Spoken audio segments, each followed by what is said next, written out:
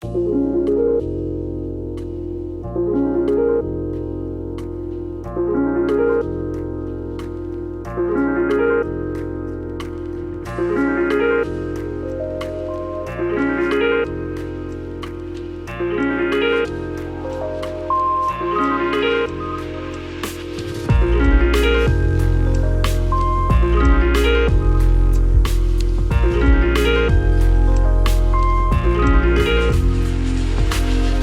friends, and welcome to episode 291 of the Noclip 2cast. I'm just going to keep calling it that for the moment. We got a lot of stuff happening next month with rebrands and shifting and new Noclip stuff and announcements and whatnot. So it's been a lot of keeping the cards close to the chest over here. How's everyone else doing? No caps. How's life over there? Aside from you had some sort of exploding manhole situation, but is everything else okay? Yeah, everything else is great. There's been a little break in the heat wave, so that's been nice. I've been actually able to go outside and go on little walks at night. Excellent. Nighttime walks. Interesting. Evening. You don't have to bring a flashlight or anything like that? No, I'm usually in before the sun goes down because that's when all the bad guys come out. Freaks come out of the bad guy. Yeah, exactly. Yeah, all the creepers, all the, it's vampires. It's like the vampires, the Fortnite zombies. Does anyone even remember that version of Fortnite? Frank, did you ever play that version of Fortnite? Save the World as it's known now? I played maybe one round and it was not good because there's achievements for it, but even that was not worth it. And it's funny, even to get that, they might have changed it now, but back in the day, once Fortnite went free to play with its new model, you had to pay $15 to get the original mode. Funny. But they had a thing called Fortnite Crew where you paid $15 a month, you get free V-Bucks, but it gave you access to the single player. So I was like, all right, let me try this. And I tried the single player and it was just I don't know, it was just like a generic zombie horde mode. I was like, oh, this sucks. But I couldn't convince any friends to pay $15 to play with me. So I was like, and it wasn't fun by myself, but I've never gone back. But there are some achievements to get playing that. It is wild how Epic basically just made a teenager version of Gears of War or Horde mode. That's I guess it was all the building as well, it was Minecraft Horde mode or whatever. Yeah, very, very strange. So that's the physical, the version that was originally made, because I saw Fortnite at this random game store at a flea market, and it was $100 for PS4. What? Recently? Yeah, this weekend. Wow. Oh my God, really? You can't play it online, the original version or whatever, so it's kind of preserved, set in stone. $100. I don't know if it's worth that. It wasn't at the time. I'll say that. Yeah, I played it too, and I just didn't. It was fine. There was a lot of games like that coming out back then. Crafty, survivally kind of stuff. It wasn't all that interesting. And then basically PUBG became super big, and everyone was pivoting to Battleground, to Battle Royale, and here we are. I am actually a Fortnite Crew subscriber now, Frank, because I have played, I think, 300 hours of Fortnite since the start of this year, mostly because my wife has played probably double that over the past year. She's never gotten into she's played lots of games here and there. I've said before, Assassin's Creed bits and bobs here. She loves Pharaoh, Age of Empires, games like that, but she would never dive into a game, and now she's still plugging away on Fortnite. She has every sprite, and she has every sprite leveled up to level 5. She is full sicko mode on this. You'd never played a game like this before, and she has friends she plays with every day. So it's she's great because she's got a busy life. She's doing lots of mom stuff and working on her art and doing all that, keeping the animals happy during the daytime hours. I do the end and start of the day, although my daughter now does all the morning stuff with the goats and chickens, thank Christ. So it's all about that child labor, Jeremy. Once you get them to eight years old, that's when you reap the benefits of all the parental sowing. That's the American dream: is you have children and then you force them to tend to your goats. Exactly. Although I feel more like I've done the sort of Japanese dream of just having one child, and then but sort of laboring them with all of the responsibility of me when I'm older and my wife, you know. And you force them to take care of the goat, and then they move to Tokyo, and then there's like a really sad Yasujiro Ozu movie about you going to Tokyo to visit them, and you guys are like estranged because they're so busy with work. Man, that sounds kind of cool though. You know, I often wonder, like, you know, the way like middle-aged men sort of destroy their lives, you know.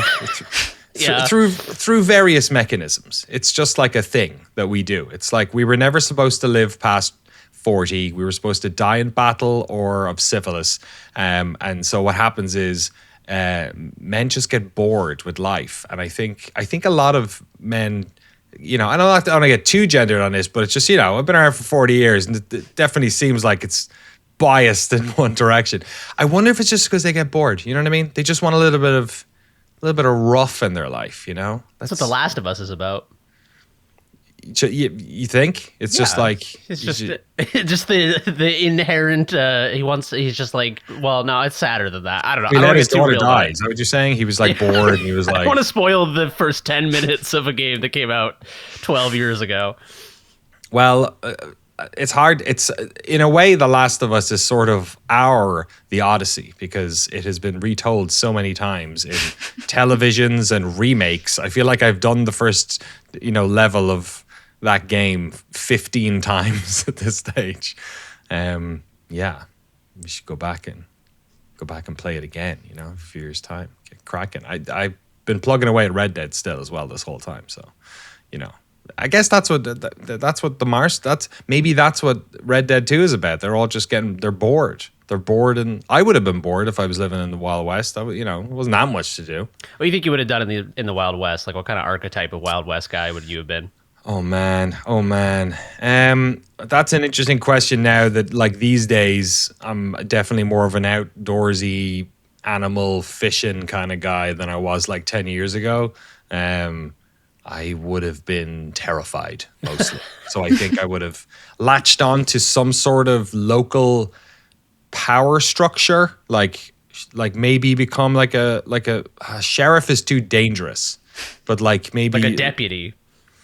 No, still too dangerous. Well, you know, every Western I've ever watched, the deputy eventually ends up becoming the sheriff because the sheriff gets domed. So, or gets syphilis, you know. So I know maybe you know what I might have done? I might have gone into the priesthood. You know what I mean? Because it's the safest place. It's the safest job. Because it truly is the best coward's path because you have a garment on that makes you taboo to kill. 100%. You are the medic of the battlefield. Or, you're like you're like in a light gun game from the 90s. You're like the woman in a business suit running across the screen screaming. Exactly. Negative points to kill a priest. Yeah, I'm like I'm not like the little girl in Men in Black because she was reading a book that was for, you know, a kid that was older than her. I was like the alien doing pull-ups in the back that are all the other Men in Black guys who didn't get the job.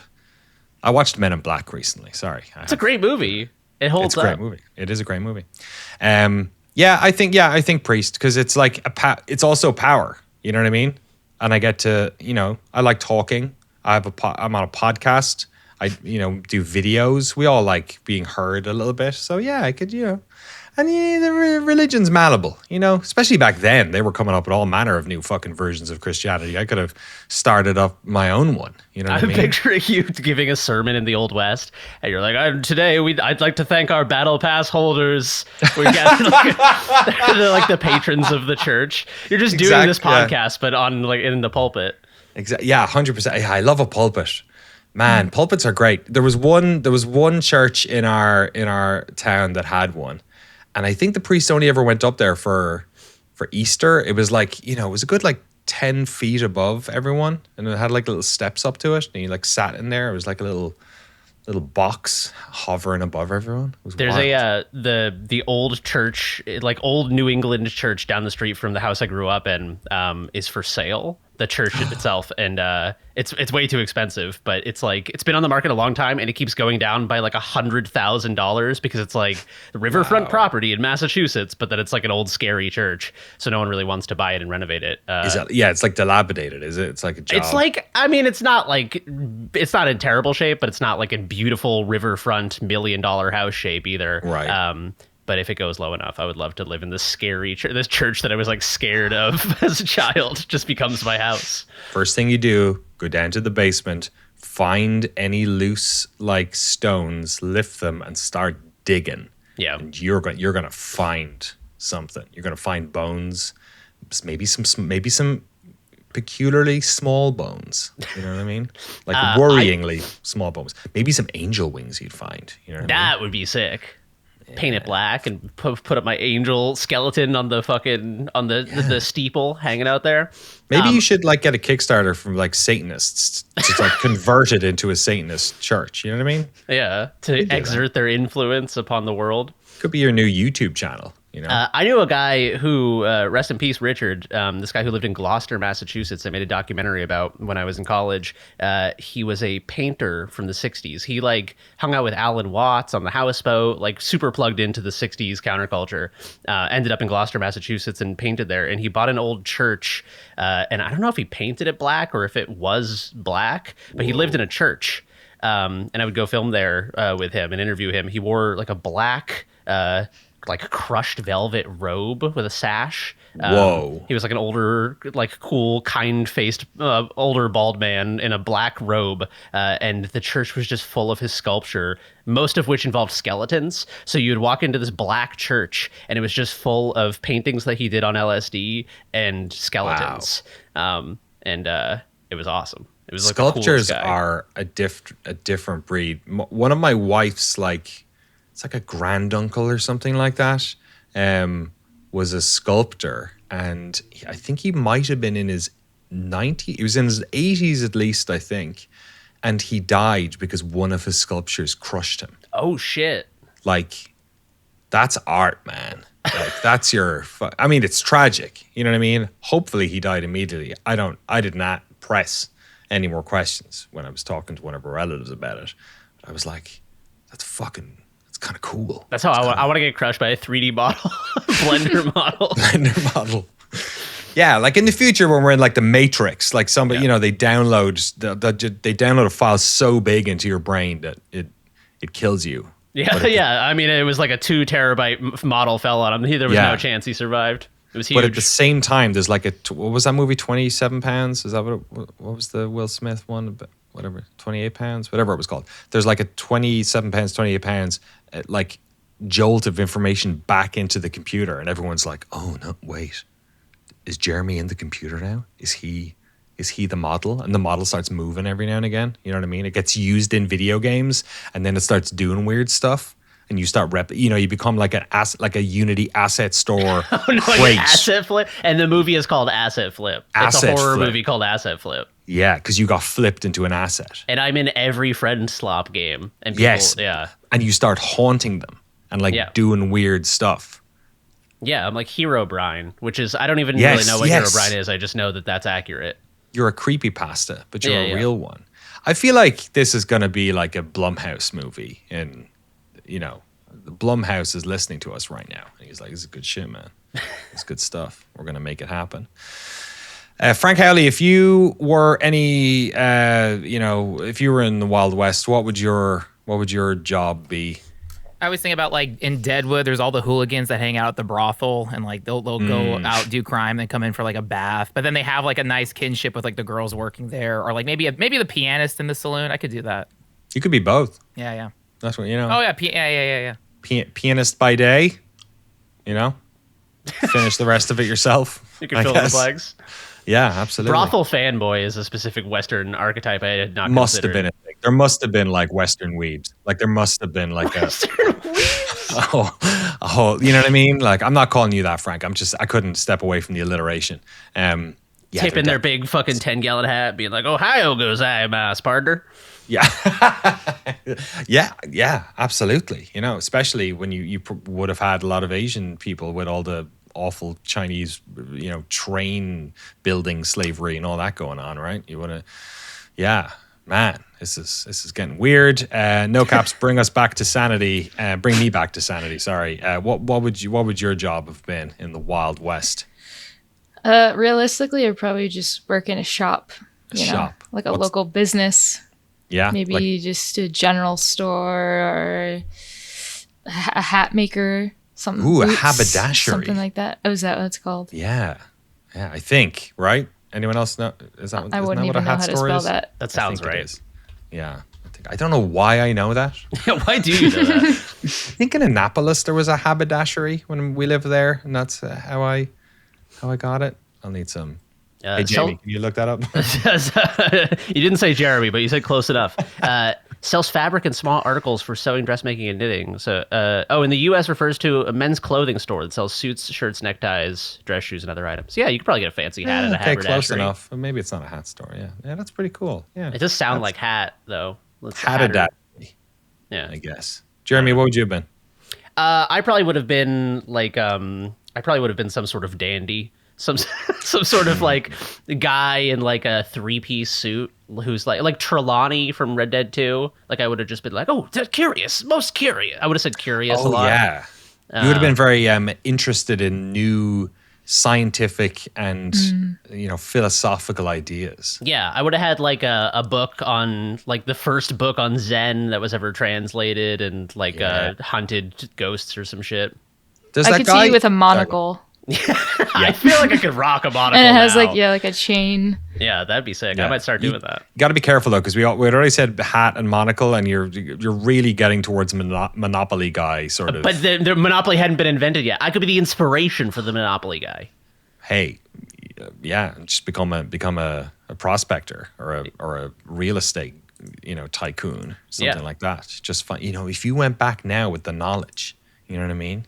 You just like buy Berkeley. That's the worst type of guy though, is someone who's like, oh, I'm something of an intellectual and an artist, but also you're just like a parasite who lives off of like rentier capitalism, like and the landlord. We'll move these savages off this land and we'll build ourselves a strip mall. That's what I'm getting at is you're like the sensitive artist, but you're also like, there's just too many people that aren't like me here. Exactly. Look at them. They don't even have monocles on. What is this? They don't even know about Zen Buddhism yet. Yeah. There is a guy early in Red Dead who you meet at one of the bars. He's one of the I think he might be the first, what are they called? Like interesting stranger or whatever you meet. And he's writing a book about gunslingers, and you have to go round. Remember, he's interviewing a drunk gunslinger at this bar who's just shit-faced at, for me it was 10 in the morning, so I guess it works whenever. And then he I think you go and meet these gunslingers for him or something, because he's too scared to do it himself. But yeah, he was an East Coast guy who went out west to try and interview these guys. So. That's me. That's my story. I went out west and I made documentaries. From the East Coast. That guy's the Noclip of the Old West. You should sue Rockstar. You know, just get in line behind the British Union that's currently doing it. Check out People Make Games' latest video about it. Great reporting over there. But yeah, you're right. Hello. Welcome to. I need to put on my American. Is that my? I don't know if priests speak like this, but I want to say a blessed Hail Mary and Hallelujah to all of our Battle Pass holders out there. Large double, Charles Atkinson, Brian Baru, Yurt, Dwayne the Rock Lobster, Anthony Thomas, Nico Passateri, It's a Me Ferrari. It's changing now into a sort of a different American. It started Texan, went Southern, and now I think maybe I'm crossing into African American territory. I'll try my best.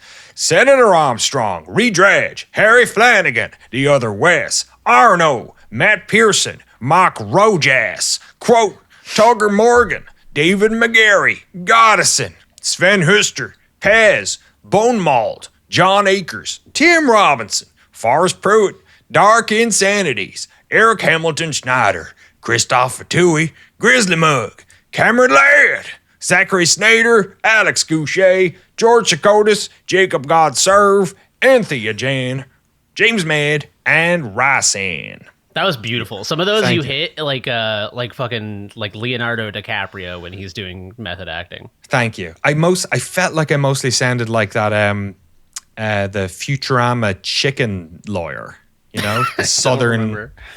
I'm just a cornbread, you know, southern chicken. That guy. I think he was. You sound like the Knives Out detective.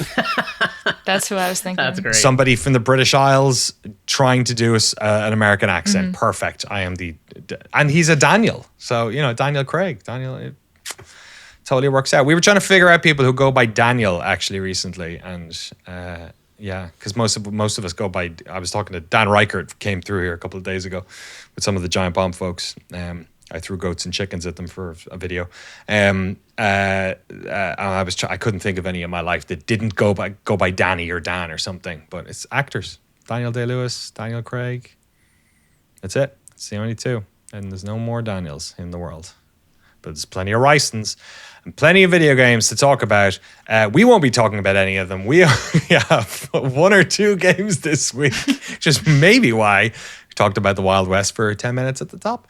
But we do have some cool stuff to talk about. Jeremy has been reading a really wonderful book about World of Warcraft. I'm excited to chat to him about that. And I actually got a new piece of gaming hardware, or rather my daughter did for her birthday recently. So we're going to talk, I'm going to talk a little bit about that as well, because it is super, super, super interesting. But first, let's start, as we tend to do here on the Noclip 2cast, with talking about some rad-ass weird indiness, which has just recently come out. Endacopia, not to be spelled it's spelled differently than Endoscopia, which I think is like endoscopes or whatever. Endacopia. No caps, you've been playing this. Overwhelmingly positive, 519 reviews on Steam. What is this? Yeah, this is like a point-and-click horror kind of, almost looks like a 90s like edutainment game. We were kind of talking about those, or just like a game that you kind of remember playing as a kid, but you don't exactly know what it's called, and it scared you for unknown reasons. A lot of weird stuff going on. Yeah, the videos, it does look like there's a couple of weird, what was it called? Oh my God, I can't remember it. It was a game about an old lady losing her mind. It was called Dementia, I think, actually. It might have been called Dementia. It's giving me it's early 3D, so we're sort of using it for assets, but the gameplay, how would you expect? Because it also has like a weird like flash game kind of look to it as well. What are you doing it? So you are pointing and clicking and talking to people and doing stuff like that, is it? But it looks like there's a bunch of other like mini games and stuff that are not sort of in the 2D adventure game plane. Yeah, the main thing you're doing is you walk around like with WASD. It's kind of like a 2D, but like there's some depth to it, and then you can click on everything, and you can either look at it, talk to it, or like interact with it. So you can like kind of switch modes. But yeah, there is a demo on Steam if anyone is curious about it, but it kind of starts you off in a room where you can kind of get your bearings and figure out how things work. And then you kind of realize that things are weird, and it's not really like, I think you fall into like some kind of dream world, like I don't know, things don't really make sense, which is you kind of just along for the ride. But after kind of the intro, you lose your eyes, mouth, and hands. So I was wondering why he had no face. Okay. Yeah, you can't touch it, like interact with anything. You can't talk to anything. You can't look at anything. So you kind of have to gain those back. So it kind of like shows you in the beginning what you will be able to do, and then you like lose your abilities. But yeah, you kind of walk around at the beginning trying to figure out what you're supposed to do, because you can't even like open doors or talk to anyone. But as you gain that stuff back, you'll, fight different bosses and pick up items and just find yourself in unexpected places.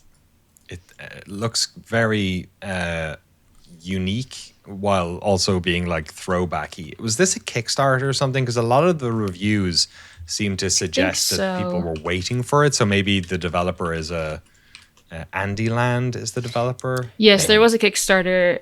Andyland is like I think they got started like as an animator, and they have a pretty popular YouTube page. But yeah, the Kickstarter looks like it was from 2022, I think. Okay. Launched in October 2022. So it's been a long-awaited game. And it looks like Andyland has some credits on other indie games, but they're like a part of like a small crew. Like maybe there's a game here, Underlevel, which obviously is referencing some other games there made by Stepford, Andyland, and Milky Possum. So it looks like maybe this is the first time they've kind of gone off on their own to do something. Any idea how long it is, or how much have you played so far? I played like a couple hours. I like probably 2 hours. I don't know how long it is, but it seems like there's a lot of like areas to explore and figure out. So I'm just enjoying like not knowing what is gonna happen, like when you walk into a room or what kind of weird puzzle there's gonna be. And it just feels like there's just so many ideas going on, but they all like work together because they're so weird, if that makes sense. Like anything can fit into this world because it's like nonsense. Some of the reviews here seem to suggest maybe just looking at playtime when they seem to have done the reviews, like maybe 8-9 hours, something like that, 7, 8, 9 hours. Oh, okay. Is it funny? I always ask when it comes to adventure games. Is there humor in the dialogue or in the gameplay? Yeah, there is. It's not like, yeah, I guess it's kind of dark humor, I would say. It's just funny because everything, I don't know how to... absurdist. Yeah, or something absurd. Like that. Yeah, that's a good way to describe it. Just like the situations that you are in. Like there's this one part where you go down an elevator or something, and then you don't have any arms or at that point, and so you're like riding, like pedaling a unicycle on like a tightrope or something, and then this song starts playing, and it's like reminds me of the Daft Punk song, like Harder, Better, Faster, Stronger, because it's just like robot voices saying things.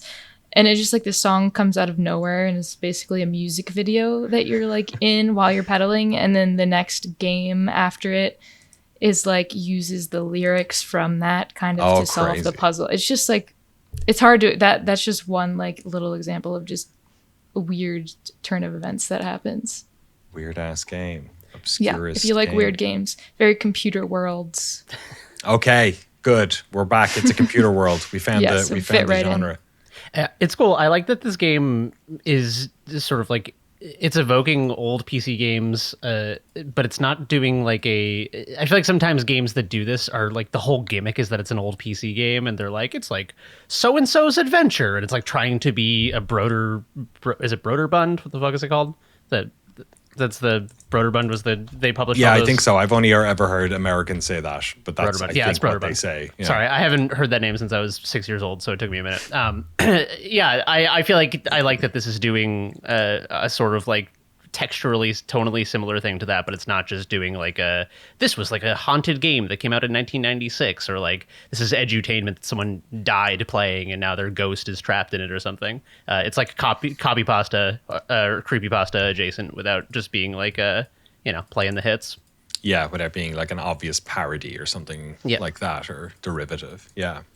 Looks really neat. Yeah, hard game to talk about. I can see gameplay. I tried my best, but just look at the screenshots, like play the demo, and you'll know immediately. Endacopia, Endacopia. Of course, there will be. Actually, I will put links in the description. I haven't been ever since. That's another Jesse special that he did for us that I have been not doing, so I'll make sure to do that from now on. It's on Steam. As Noclip said, there is a demo available. You can also buy it. Regular price is $16.50, 10% off at the moment until August 10th, so you can get it for less than $15. And there is also a soundtrack available, which it probably is pretty weird by the sounds of things, I'm guessing. Yeah, all right. We'll just assume. I'm just listening to it in my head right now. weird robot speaking. Let me briefly talk about the incident at Galley House because we covered it last week. Jeremy, you played it. Have you played much more of it since we talked? Chelsea and I have been doing it in chunks over Discord. I think we're almost done with it. We've done 2 sessions, and I think we're getting pretty close to the end. But I'm gonna say nothing. I am curious to hear what you think about it, though. Obviously, avoiding spoilers. Yeah, knocked it out in 2 days. I think it was, how many hours did I say it was? Was it 9? I said in the video we did during the week about detective games, or No Caps' video about detective games that I inserted a bunch of games into, with her permission. I adored it. Yeah, really, really good. It's even hard to remember it because I just mainlined it over 2 evenings immediately. Really well written. The gameplay of like trying to figure out where the incidents happen, why they happened. I like the fact that you can kind of brute force it. Like it's not too easy, but there was 1 or 2 times where I just took a guess, where I was like, I think these 2 people might have been in this room at this time. And then when you get it, it's, there's never a point where it like reveals all of its mysteries at one time. Like you get it's always a little bit of what would you call, like, friction there, I guess, to try and figure out what's going on. And it 100% sticks the landing. The ending's brilliant. The last couple of hours of that game are absolutely brilliant, and it does some very interesting, cool things. So absolutely loved it.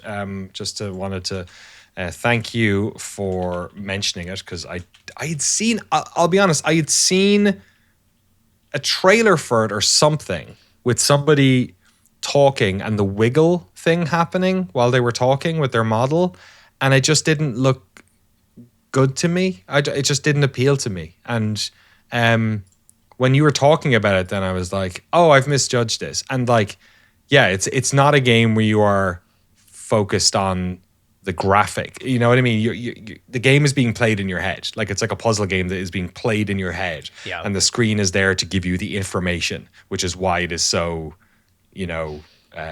it's not massively graphical or detailed. Like, I was kind of thinking if it was, it would probably be distracting. Like, it gives you exactly the information you would need. And because of the way that the scenes play out with people's, you don't even know who they are. They're just like silhouettes of people with numbers in them, and you have to like figure out who it is and what they're saying and all that.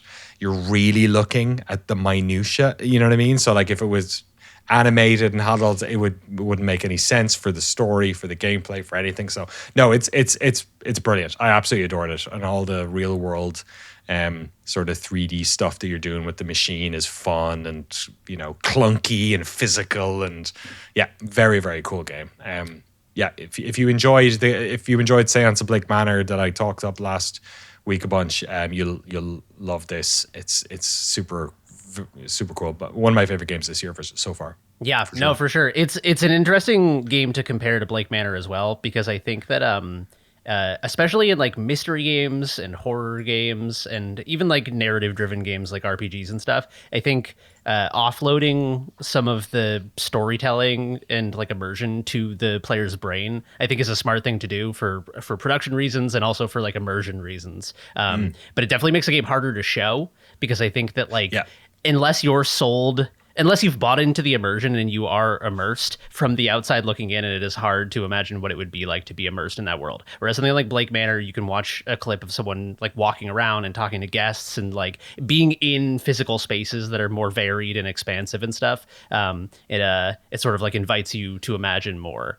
But I agree with you. I think Galley House would have been weighed down by a bunch of like cinematics and stuff like if there was like a Final Fantasy VII moment where you're like, oh, this is what like this guy looks like in high fidelity, it would be so absurd. It would kind of ruin it. And also, it's like the game is so much about your agency. Like you said, you can kind of play it anyway. You can brute force through stuff. I like that it just gives you a bunch of stuff to work through. Kind of like Her Story, it reminded me a little bit of, where it's just you're sitting at this computer and you're just like chopping through information. And because the game isn't signposting to you like, oh, that's the end of Act 1, like you've done it, it feels like the player has a real authorial role in sort of like setting the pace and deciding how things unfold. To me, that's powerful. Immortality as well. It sort of reminded me of in that respect as well. And I should say, like I've said that, you know, the game didn't blow me away in the trailers. The art in this game is gorgeous as well. Yeah. Like the character models are beautiful. The pre-rendered rooms that you're in are really gorgeous and have a great sort of sense of place. Like every room feels like a very different space, which is really important considering you're trying to figure out who was in what room, and uncovering the rooms is fun. Like I took a guess at a bunch of the rooms and got them. You know what I mean? Same. Like it's fun to like. I like that feeling that you're getting away with something. I think that's an important feeling in games. That the like Mosalina is one of my favorite examples of that, where the entire game feels like you're getting away with something. You know, it's like a rare feeling to feel like you're breaking the game, but in a way that the game was designed to be broken. Yeah, very, very cool game. The Incident at Galley House, you can pick it up, $20 on Steam.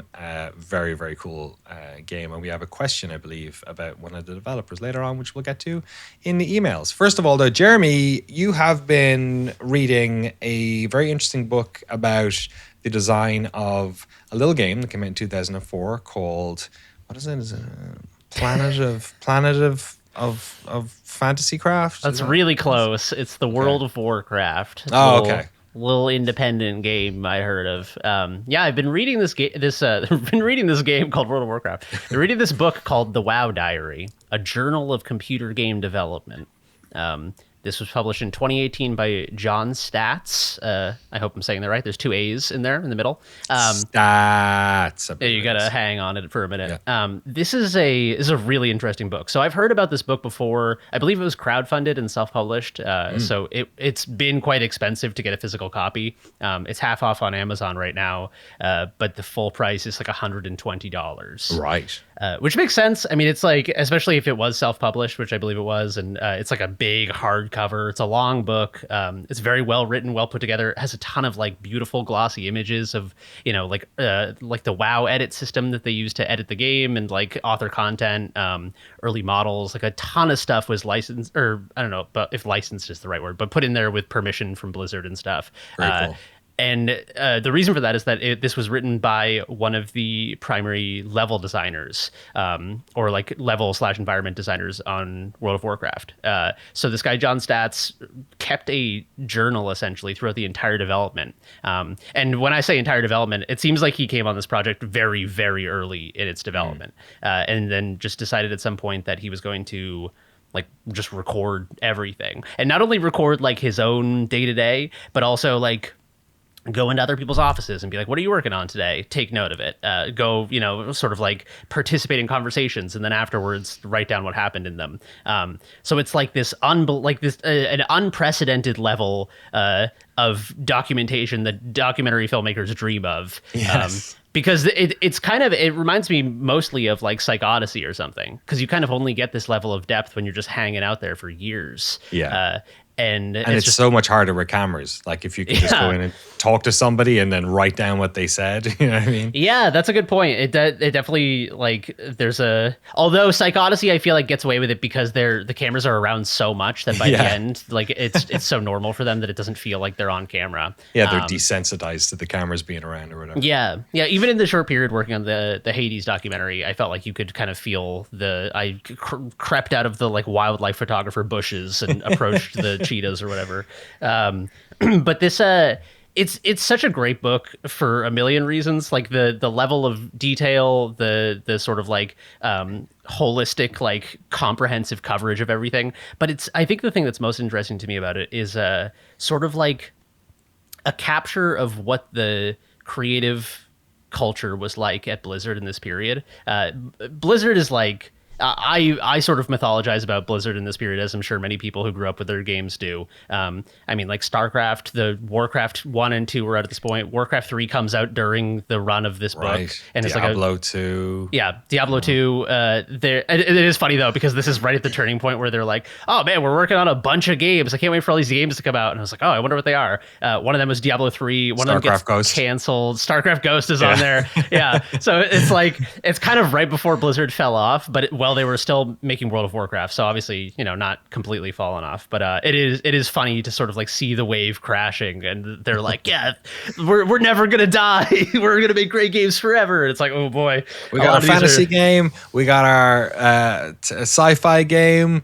We got our metalhead RPG game. We're done. You know? There is also mention of a science fiction Diablo-like that they were working on, which I was not aware of, as well as a game called Nomad, which was it was like I don't even know how to describe it. It kind of looked like a open world MMO version of Dota, maybe. Okay. You're like controlling a few different heroes top down, but I guess it was supposed to be an MMO. It's like the Nomad story, I think, is a great anecdote from this, because it's like they couldn't figure out what the game design of it was. Whereas like when World of Warcraft started getting going, they kind of knew, like everyone on the team had been playing EverQuest and stuff. Dark Age of Camelot comes out during the development of WoW, but everyone sort of like knew what an MMO was design wise. Nomad, they just like, people were like, yeah, I mean, like it could be like this or it could be like this for 18 months. And then they were like, yeah, you guys still don't know what the fuck this game is, so we're canceling it.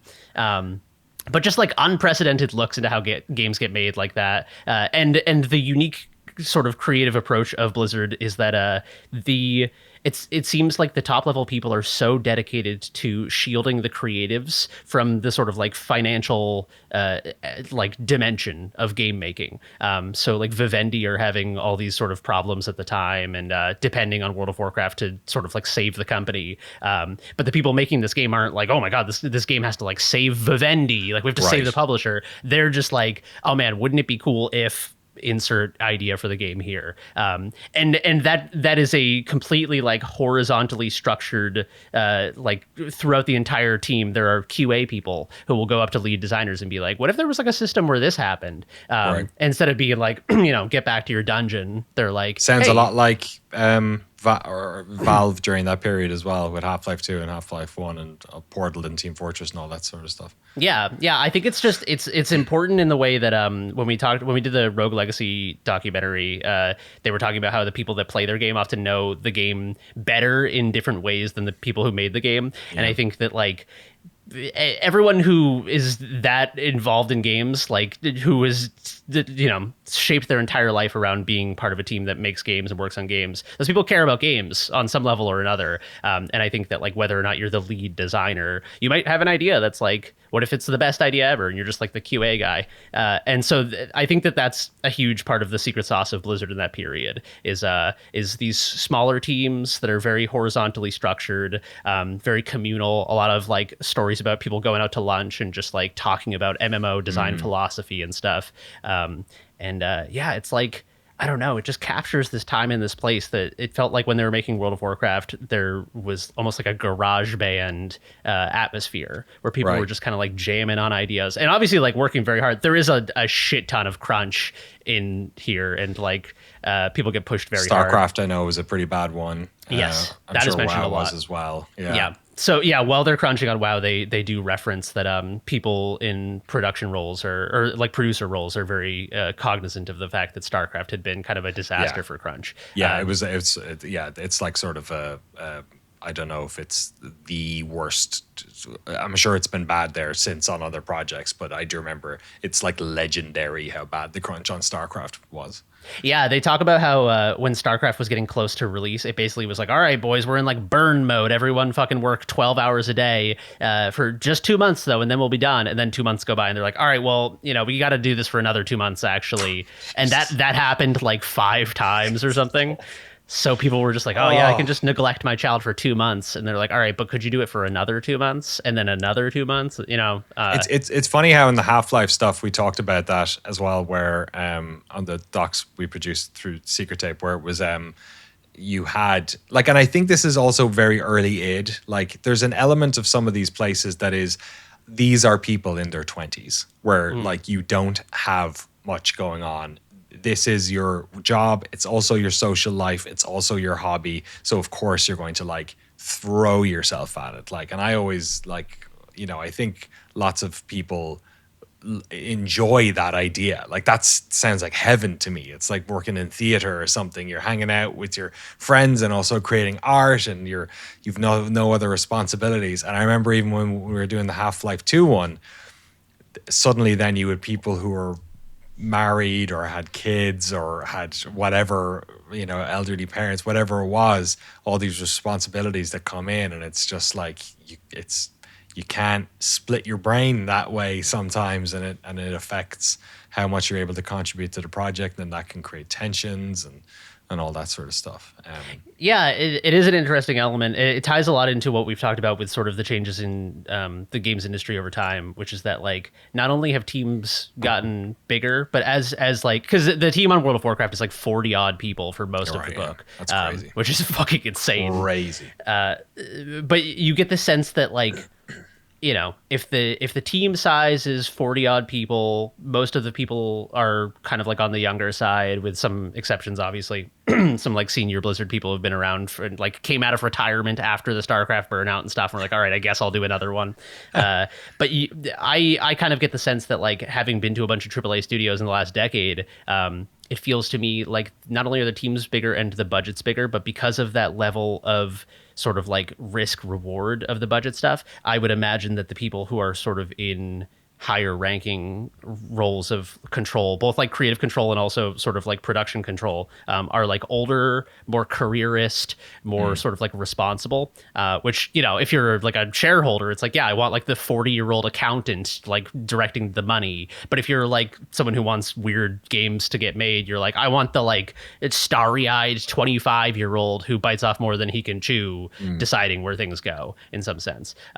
So there is this element to the book that shows you kind of like what the games industry could be like if it was like a little smaller, a little scrappier. I mean, not to call it's World of Warcraft. Like, we're not talking about fucking. But also like tech debt and stuff like that just wasn't as bad as it is today. Or art, you know, like art production pipelines these days are just so much. I mean, it was difficult for them to make 3D models back then, of course, because so much of this stuff was pretty early. But like, there wasn't the level of detail scrutiny that exists today, you know, over a lot of that stuff. And so implementing, like, you know, if they were implementing, you know, fast travel in that game, right, they had to make a bunch of griffins that, you know, were animated, and then you went up to a guy and pressed a button because he had a yellow exclamation point over his head, and then there's a flash of smoke and you're on the griffin, right? Whereas like today, I feel like that exact same thing, you would need to have different looking sellers for every single griffin ride. The griffins would have to look different. You would have to step on the griffin. You know what I mean? Like, it's just like,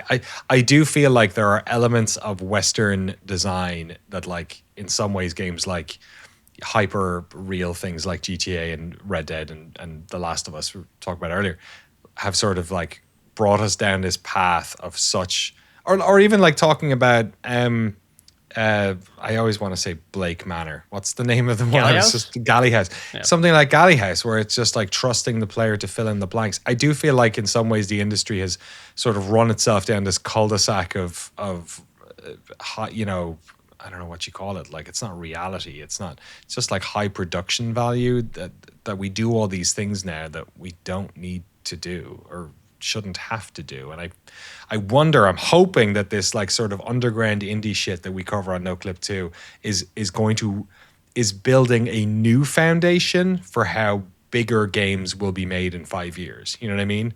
That they will understand from their perspective as indie teams and solo devs that when you make the game that has the bigger idea, because I have a feeling a lot of these devs are going to get bigger ideas in the next 5-10 years, that instead of trying to emulate what has happened before, which I think some of the previous generations did, that maybe they will come to that world of 20, 30 people teams with an idea about what's important and what's unimportant, and spend less time on that stuff and more time implementing features and testing stuff out and having an audience that maybe trusts them. Because that's the other thing.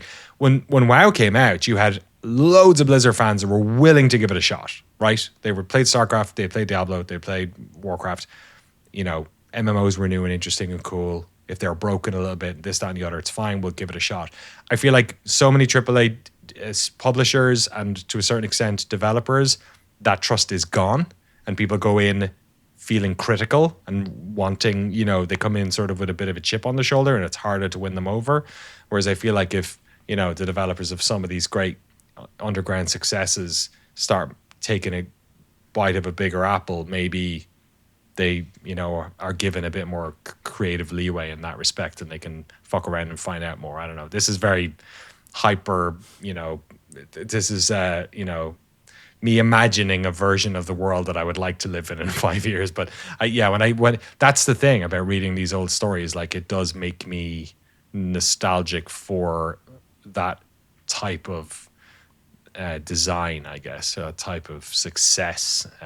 Even if, WoW itself was lightning in a bottle in 2004, Yeah, for sure. I think that I think the value of stylization and making like a stylized game isn't just that it's like unique and it's like, oh, it's painterly and nice looking. It's also oh god, my computer just made a horrible noise. Hopefully, I know we heard it too. It was like, Jesus. It was like, I don't know what that was. Got to hold Mike on one Morhaime. second. He's I'm trying just to gonna take make your sure internet this down. is tight on my. Hang on. Jeremy lost his electricity earlier today as well because what are you'd oil leaking out of a transformer close to your house? The transformer was leaking oil and it might explode if they didn't fix it. It's like the start of fucking Interstellar with the Dust Bowl. It's like the life in like melted heat Massachusetts is going to be like now. Oh, remember you have did you ever have the tar running down the pole? That used to happen to us. Yeah, you get the tar running down the pole on a hot day. Yours is like, oh, looks like the transformers are exploding again. We better get. It's my Boston accent. I'm gonna go harvest the oil out there. Exactly. Yeah, you just put it in your little. You siphon it off like you're stealing gas out of your neighbor's car. And I'm an oil man. Go out and tell them that. Hopefully there's no more electricity left in the pipes. Apologies for that. But regardless, I think that I think stylization is timeless. I think the fact that World of Warcraft is still the biggest MMORPG in the world, I don't know the numbers, but I would imagine that's a pretty safe bet to make. Final Fantasy 14 probably, or 14? Sorry, 14 is also huge, obviously, which is also stylized in its own way, but more sort of realism leaning. But like, no one is playing World of Warcraft now, and they're like, oh, look at this like baby art style. Like, look at this weird twee 2004 art style. It's timeless. It's painterly, and I think that super like photorealistic fidelity, I think, is sort of it's a cul-de-sac. I think it's like an investment thing. We've talked about this before, but I'll say in one sentence. It's like, I think that every generation it's easier to be like, oh, there will be more polygons. There's textures will be higher resolution. There's like, look at all the follicles on this guy's face. Those are easier metrics to show a person that demonstrate progress than to be like, this game is designed better than that game. Right. Or, you know what I mean? Or like this painterly art style is better than that painterly art style. They're subjective, and they're not like easy metrics to sell on, especially to people who are like outside of games, like money people who are like investors or like, executives and stuff who are in the games industry, but maybe aren't like gamers or whatever. Or they're like the guy who shows up at a press conference. They're like, I'm a gamer too, just like you. I think that those people, it's maybe, I don't know, harder to communicate the timelessness of like stylization. So I do hope that like that realization comes from this indie groundswell, that it's not just nostalgia, like a lot of this limitation of texture resolution and polygon use and stuff is like, it's not only for people who grew up with a PlayStation 1 and are like, oh man, I wish I was 7 years old again. It's like, it has a timelessness to it. There's a value in it that is beyond nostalgia. And obviously part of that is production value and making it realistic to make these giant games. But part of it is that it's just like, it doesn't age. I think World of Warcraft looks better than any game that tried photorealism around the same time as it. My only asterisk I will say on my criticism of that type of photorealistic stuff is I think strong art direction can sort of buck that that aging to a certain extent. Like if historically, if we look at games like Wipeout 2097 or whatever, that game looks wonderful. Modern examples to me would be something like Dishonored or Ghost of Tsushima. You know what I mean? Games that obviously have decent, some really great tech going on there, some high resolution stuff, but it's not just that. It's that it has something to say visually. I know I talk about it a lot, but I do think Arc Raiders to me is one of the most, I just adore the art direction of that game. It's sort of Tales from the Loopy in a way, or something like that. Like the dichotomy between this, very sort of saturated, I don't know, oppressive architecture against these beautiful hills, and the way they do color correction and stuff like that. I really think that game looks fantastic. And yeah, games like Dishonored, things like that, which obviously are incredibly detailed worlds when they came out, but it's not just detail for detail's sake, I guess. Because like even when I'm playing, I'm talking about playing Red Dead. That game I am now playing on highest everything basically, because it's like old enough that you can run it like real good, and it looks great. It looks beautiful. Like the art direction and parts of it are absolutely gorgeous, but it also does look like a game that came out like 7 years ago or whatever. You know what I mean? Like you can't get away from it, because like the way in which we handle lighting has just completely changed. You know what I mean? Like stuff like that. And to me, it's almost like if you had all the money in the world and you built the most expensive, beautiful house to 2026 architectural standards, in 10 years time, your house is still going to look old. You know what I mean? Yeah. It's going to date it in a way. And, sometimes that works out because you build your house in the mid 70s or mid 60s and that shit is cool and stays in vogue or whatever. And sometimes it ages really bad. And I think maybe that's a difficult thing to put your finger on too, is a reason why the Wipeout looks better than Destruction Derby these days. You know what I mean? It kind of, I think like a parallel is like doing contemporary cultural or pop cultural references in a piece of media, where it's like it's cheap heat and it might hit hard now because it's like the movie came out this year. It's like, oh my god, everyone was talking about that 3 weeks ago. That might hit hard now, but in like 10 years, people will be like, who the fuck is this like governor they referenced who no one's ever heard of now 20 years later? And I think that those things can be like, I think the photorealism is like that, or high fidelity sort of like photorealism attempts are like that, where I think that even if they age poorly, art direction is kind of the thing that will bolster them, like you said. Like I think if it's not leaning on fidelity as sort of the core thing, if the fidelity is like in service of a vision that could, that like transcends that realism, that the aesthetic isn't just realism. Death Stranding, obviously, like incredibly photorealistic looking games, but they also comes packaged with Kojima's sort of like vision for working with actors, incredibly like subtle performances, the types of things. Like fidelity is a tool, I guess is what I'm saying. That like you shouldn't just make a game that's high fidelity to like sell it to people because you're like, look how advanced it is. Kojima leverages that tool to a very specific end. And even like the God of War reboot games, I'm not a fan of, but like they use like performance capture in a way that is communicating things that are subtle, things that are hard to animate. Things where if you have a billion rigging bones in a face, it becomes very cumbersome to animate all of the little micro movements. Yeah, that Lao Fei trailer. I'm not a big... those games I've enjoyed. I've not completed... I think I completed the first new one. The Cory Barlog one. The second one I didn't. But the teaser, just the performance in that Lao Fei one, I thought was really compelling and interesting. But yeah, it's almost a shame that the gameplay doesn't require that level of fidelity. You know what I mean? Like you do, because they're trying to keep it to the cinematic...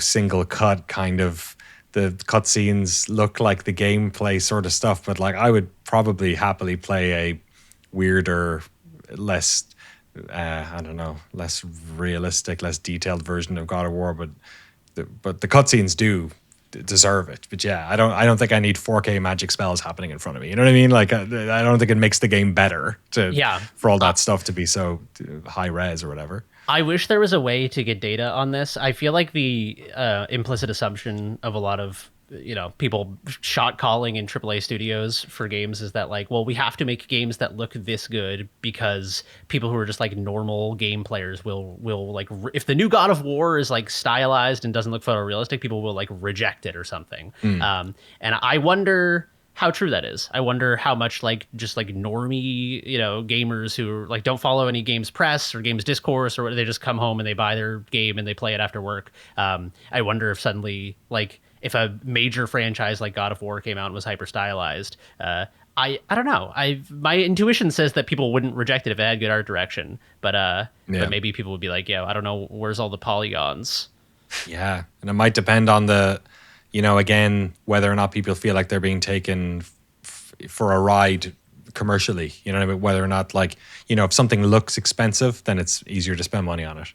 I do think that's a big part of it. Yeah. When people spend $70 on a game, like when GTA comes out, if GTA doesn't look super, super amazing, people aren't going to want to spend $80 on it, But the games industry has found itself in a very strange cul-de-sac when it comes to both the commercial element and also design of these big games. So yeah, it is a big thing. But sorry, getting back to the book. What do you is it a chronological experience? Is it mostly sort of like, so where are you now? What's going on in the World of Warcraft development timeline? I'm in I believe it was early 2003. I'm on page like 280 of 400. Awesome. And it's like 2003. A bunch of people are like, this game is definitely getting delayed and we're not going to hit our target, which is, I believe, true.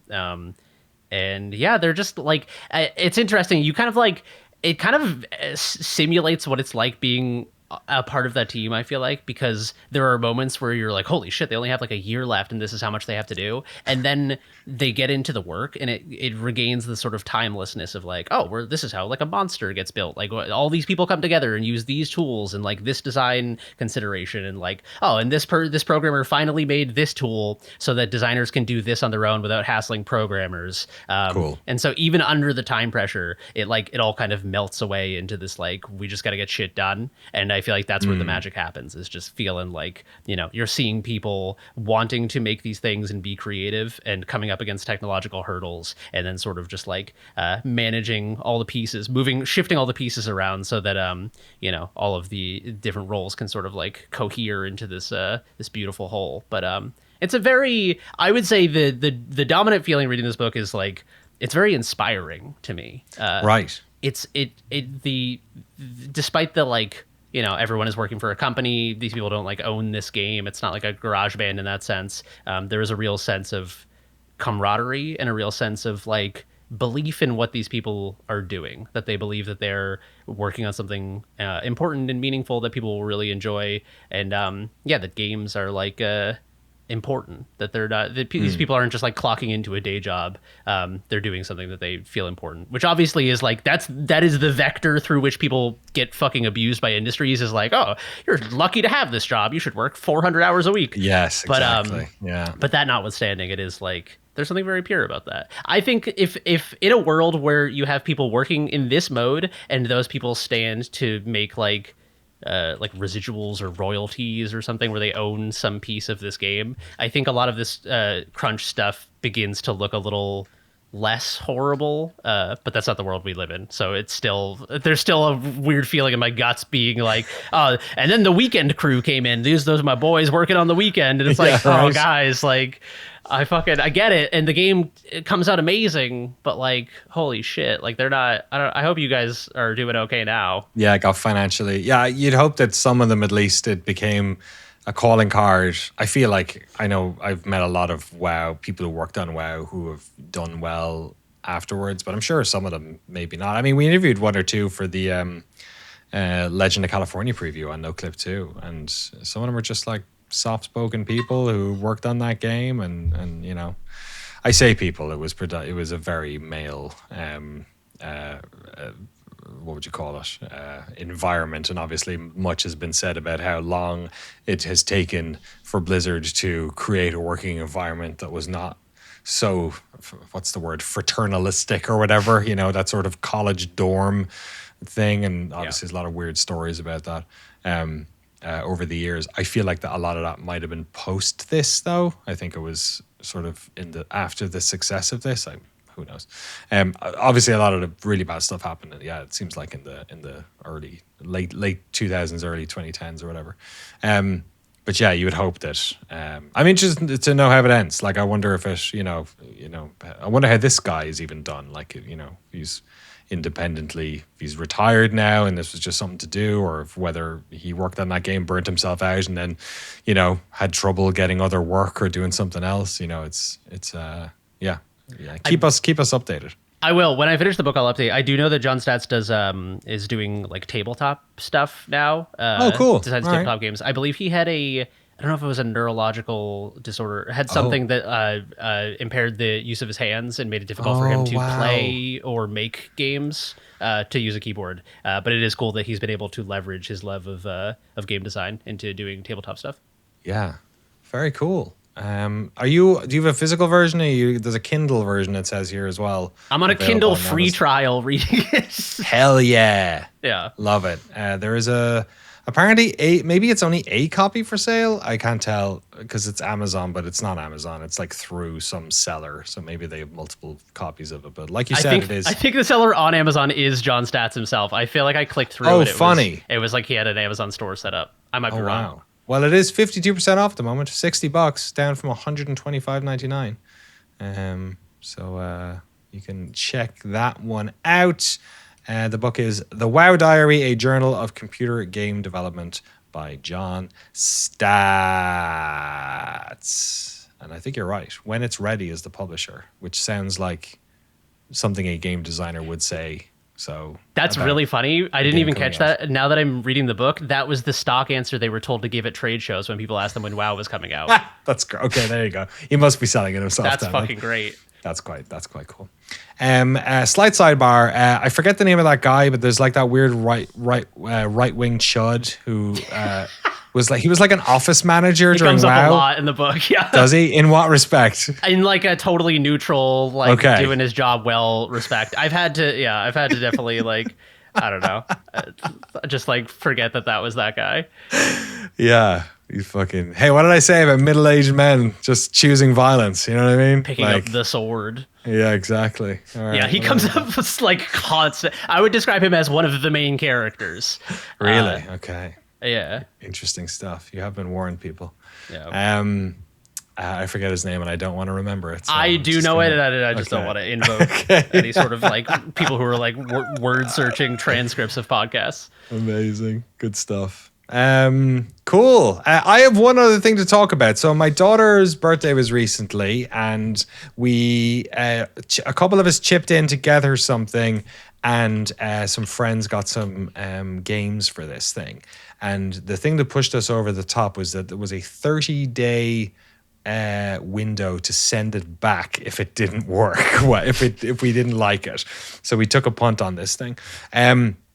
So this thing is called The Board. It looks like the type of thing you would see sold to you through like Instagram ads or something like that. My wife showed it to me a few months ago and I was like, I can see how it could be good, but I could also see how this could be something you could spend a bunch of money on and then fucking use for a weekend and never use it again. But then I have been complaining in recent years about hardware in video games getting boring. And so there was an element of me that was like, okay, well, if we kept this thing, I could write it off maybe, and that type of thing. So, and we hummed and hawed over it, and then we eventually got it. It arrived last week, and it's called The Board. It is $399. It is essentially a big, flat-lying iPad. Like, how wide is it? Like 24 inches across, sort of 16 by 9. So if you're sitting at a table, you would have a person on either end of it, essentially. You know what I mean? Kind of like sitting down at one of those flat top arcades that they had back in the day on the bars. So it is a touch screen. It's 24 inches. It's a touch screen. And you have physical pieces that you place on the board and they interact with the game. So, par example, there is an arcade classics thing that's in there, which has games that look like things like Asteroids or Breakout and stuff like that. So for the Asteroids one, you put down a piece, it like registers. It's like player 1, where's your piece? You put it down, it goes bloink. Player 2, put yours down, bloink. You can play like 4-player, you can do co-op, all this sort of stuff. And then you're playing asteroids with someone else on this big screen, but you are moving the physical little piece of plastic around on the glass and pointing at the asteroids and stuff like that. So it's like a touch screen, but you're not using your fingers. You know what I mean? It's not like, I mean, you are for like the menus. You go like play game, blah, whatever. But then when you're playing the game, there are these physical pieces of plastic that obviously have RFIDs or something in them that essentially interact with the game world, right? So when we got before we got it, I was saying to my wife, okay, well, some of these games look like basic arcade games that you spend 30 seconds playing, friend comes over, you play it for a couple of minutes and then you stop, whatever. Is there anything else in here that's interesting? So we had some friends get us some of these games because the games themselves cost like, I think it's like $28 each because they have physical components to them. Like some of them you can just buy cheap because you have the bits and bobs or whatever. But most of the games they require a physical sort of thing. So we got 2 games from some folks. One of them was a sort of what's the name of that game where you're all cooking together? The top-down one where it's like a co-op. Overcooked. Yeah, thank you. Overcooked? Yeah. Yeah. Yeah, there's like an Overcooked style game where you are moving the lettuce, chopping the lettuce, doing all this with the 3 of us playing, my daughter and the 2 of us. It's an absolute hoot. It works really good. I think for kids and that sort of stuff, it's pretty good. Some of the other games she loves. There's a snake game in there called Sneck, which is basically just like Nokia 3210, like Snake. But it's like it like follows you perfectly, so it's not just like 4 cardinal directions. It like goes anywhere, but it's multiplayer, so you can like bite each other's tails and do all this stuff and collect the right ones.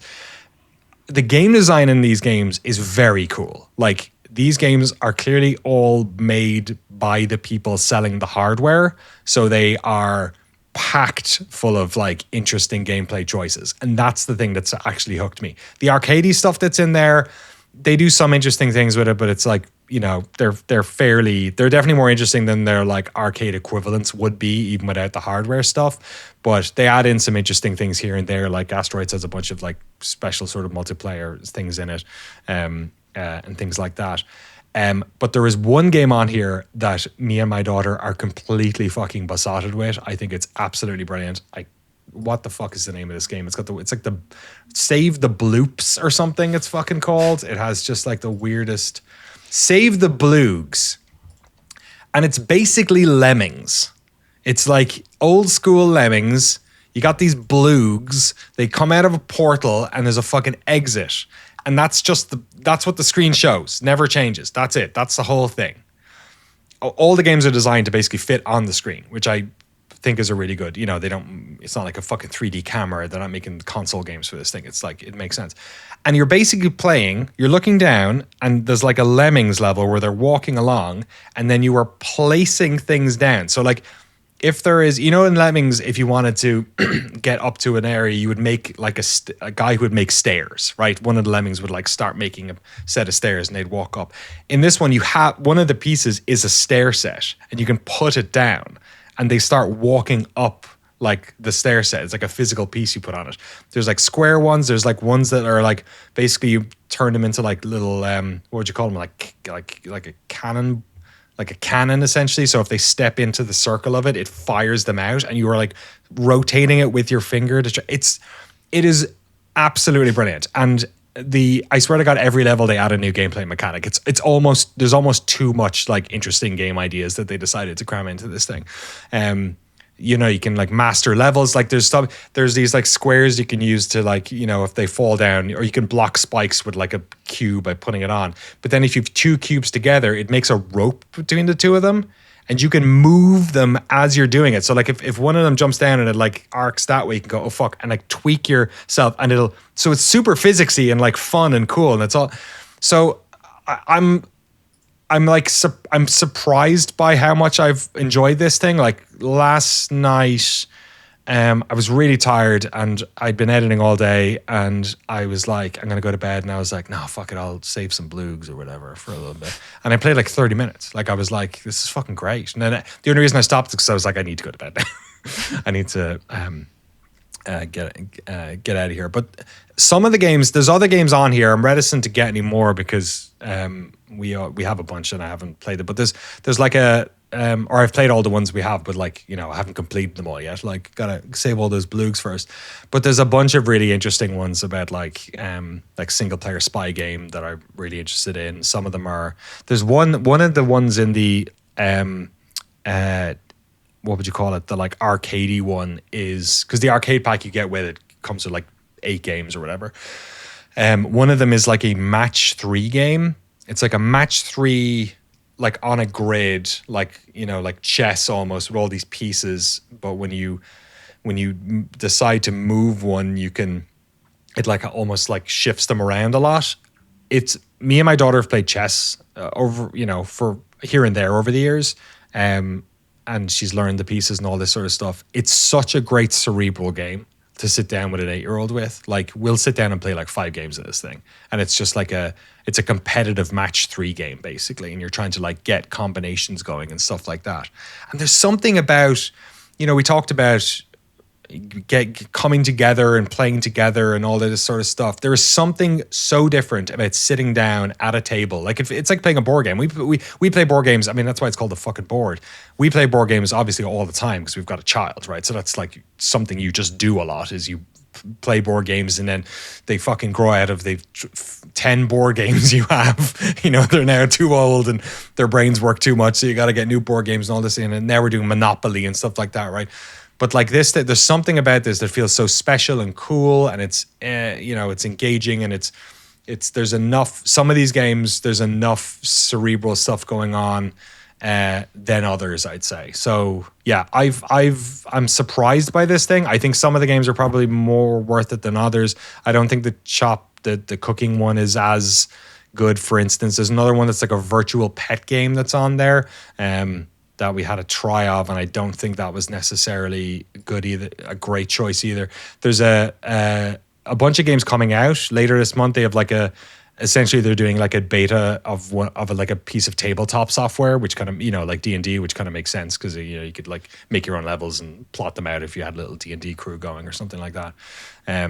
But yeah, it's a fascinating piece of kit. It's way better than I thought it would be, and from a design perspective, some of the stuff that the games are doing is like really novel and I've never seen before, and is like a really smart take. Like when I saw the Bloogs, I was like, oh, it's Lemmings, because it'd be fun derivative Lemmings clone. And it's like, oh no, it actually does like 80% of it is new ideas that you could not do in Lemmings. So yeah, it's an interesting thing. It's, you know, I was about to say it costs as much as a console, but that's not true anymore. It costs half as much as a console because consoles cost so fucking much. I think it's got like 64 gigs around of memory in it, but I can't imagine the games are that big, you know. But yeah, it's a really. Do you know if there's like an age like minimum that they recommend? Ooh, I would say for some of the arcadey stuff, you could get away with like a 4 or 5 year old probably. Especially like the asteroids-y stuff and things like that. But like, but some of them are a little bit tricky. Like, I think you need to, like the tactileness of it. I guess it depends who you're playing. Like I have to obviously like play at 60% with some of these things with my daughter, because I don't want to be some asshole dad who's crushing her at fucking Breakout or whatever. But yeah, I'd say that. But I'd say she's probably right in the window. Like the Bloogs one is getting hard now. Like because it keeps adding mechanics. So like she's now in like the second zone, and you have your own profiles. So like her save game is on her little profile. You just click a button and it changes to someone else. It's very, very user friendly. The whole thing, super fast, super slick. The UI is gorgeous. It's a really cool thing. But yeah, and then there are some games that I haven't seen because this was a birthday thing for her.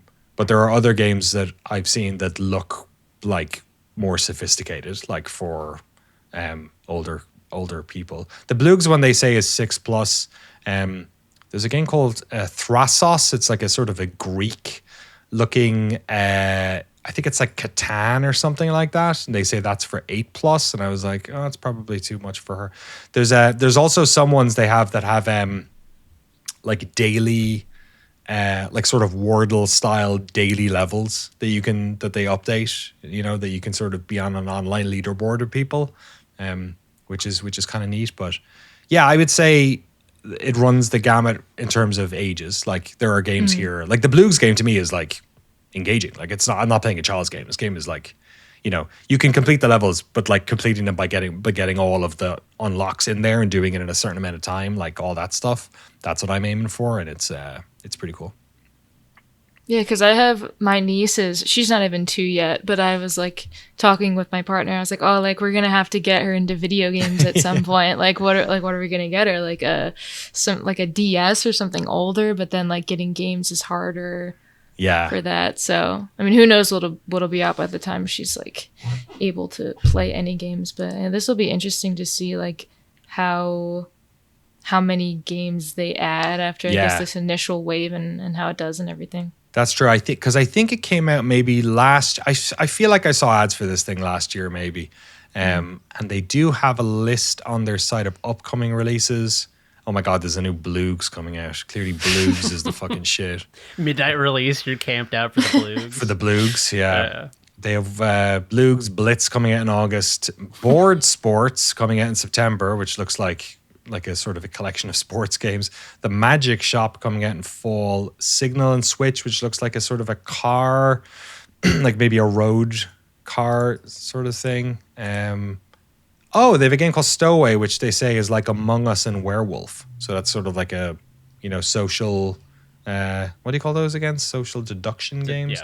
Yeah. And a couple of other ones coming out. So, but yeah, I have a feeling these are, they must all be made in-house. It's a closed system, or maybe they've hired some studios to make them. But it's pretty cool. It's hard. Like the first game I played with my daughter was Donut County because it was just like a one-button game. You know what I mean? It was like just move the fucking thing around.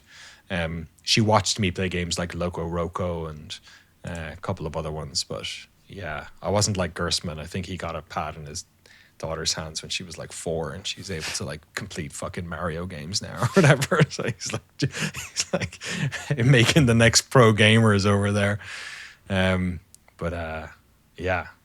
This feels less like a video game and more like a toy, I think, for a child. I could see though, like doing more sort of adult oriented party game kind of stuff with it. I think that'd be really cool. Like getting a bunch of people over and having, like you said, like werewolf and social deduction games. I think there's interesting things you could do that sort of like physicalize, or just even like offloading some of the manual, like keeping track of stuff in party games to computers.